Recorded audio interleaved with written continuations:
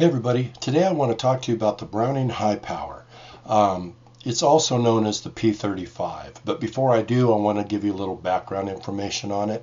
The Browning High Power was the last gun that was designed by John Browning before he died in 1926. As I stated, it's also known, the High Power is also known as the P35. It was started the design on it in 1914, and then Browning applied for his patent in 1923. He died in 1926, bummer. And then in 1929 the patent was approved. The High Power was adopted in over 50 nations.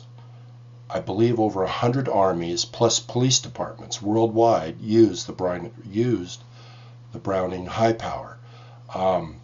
However, in our country, as you know, if you look on YouTube videos, if you're into guns at all, of course, if you're really into guns, you probably wouldn't be watching this video because you already know this stuff. But the 1911 is, in this country, far more popular. Everybody likes the 1911. It seems like all the gun collectors have a 1911.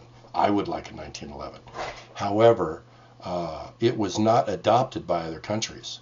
It was only adopted by the United States. The High Power, like I said, is in over 50 nations. So there's definitely a popularity difference there.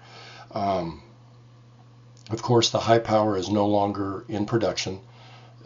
Any High Power that you obtain is going to be used, whether it's surplus, military surplus grade, or police surplus grade. The gun itself is no longer in production. So anyway, what we're going to discuss is how to field strip the High Power, and I'm not going to clean it in this video. We may do another video on cleaning, but I figured if any of you are new to owning a High Power and you're checking YouTube to see how to take one apart so that you can clean it, how to disassemble it or field strip it, this may be helpful. So let's get started. Okay, now I'm sure you know this, but before you do anything with any weapon at all, you need to make sure that it is clear that there's no ammunition in the chamber, no rounds in the chamber, and that the gun is not loaded. Okay, so first thing we're going to do is take out the magazine. It is an empty magazine, nothing in it, as you can see. Then what you're going to want to do is pull back. Now you're not going to be able to see this very well, but pull back the slide and make sure the ejection port is empty. You can see there that there's no rounds in it. Make sure the ejection port's empty. Once you've done that, you know that the gun's safe to handle. So real quick, I did say that it's chambered in 9mm and that it uses a standard 13-round magazine. This is the standard magazine that comes with the gun. Steel magazine, 13 rounds, okay? Now, there are guys out there who do not like aftermarket magazines. They find them to be problematic or have the potential of being problematic. That could very well be true. I have not had that situation come up for me. I've not had the experience of having a problematic magazine. So I use this magazine as well as the factory one, obviously. But I use this magazine, and I will put a link in the description area for you guys to this. If I don't, contact me and remind me, and then I'll get you that information. But the reason I like this magazine, I have put hundreds and hundreds of rounds through this, and had no problem. I have 3 of these, but this holds 15 rounds. The standard is 13. This holds 15. They're both the same size, same magazine, and this holds a couple rounds more. I like that. So, all right, disassembling or field stripping the High Power. First thing you do, you already know the gun's clear, right? So, first thing you're going to do is bring the slide back and engage the thumb safety into this recess. I'll show you here. There's the recess, right, backwards on the camera, right here. And thumb safety normally goes, here's your safety, it would go into this recess, but when you're going to take the slide off, it goes in right here. You engage that. Then, on this side of the gun, you see this pin? Right here? That pin It's called a detent pin. Push on that and then pull up on the slide stop. When you do that, slide stop comes straight out. So you remove the slide stop, set that down. After you do that, hold on to the slide because it's spring loaded and it'll shoot that way. Hold on to the slide, pull down the thumb safety, and release it, the slide. Then just slide it off, lay down the rest of the gun, lay down that, turn it over. You'll see the recoil spring and guide.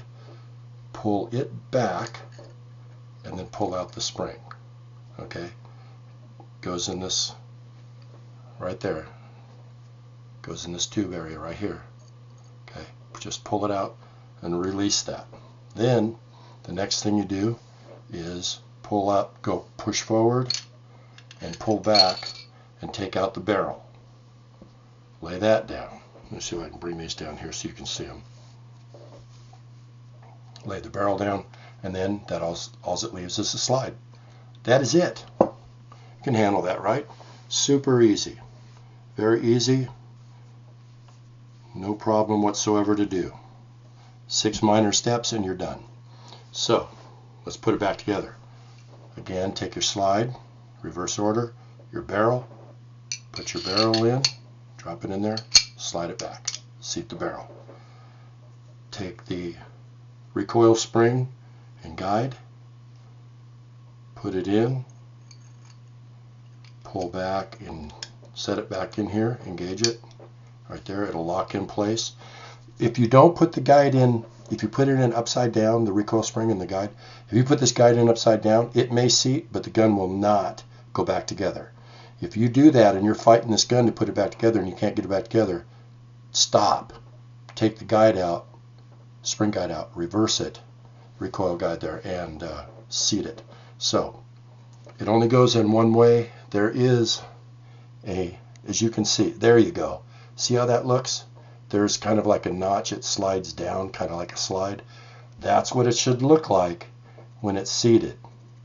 Okay, just like that. If yours doesn't look like that, you've got it in upside down. Okay, after you've done that, just slide it back on. Push back all the way, slide it back, engage the thumb safety. There you go. Then take your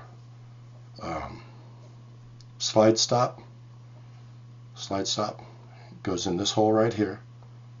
Put it back in, press it down. That's it.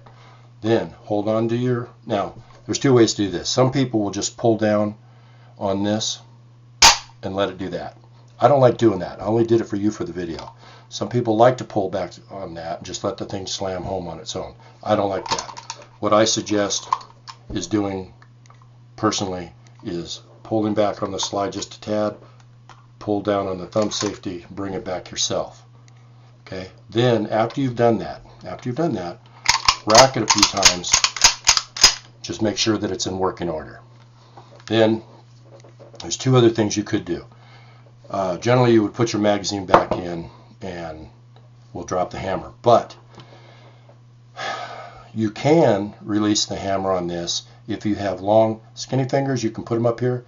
You'll feel the area to press on. You press on it, you can release this hammer, and you don't have to put in the magazine. It's a safety feature. However, we're going to take the magazine, put it back in. It's in. Now, again, whether people do that I don't like to do, you can dry fire it.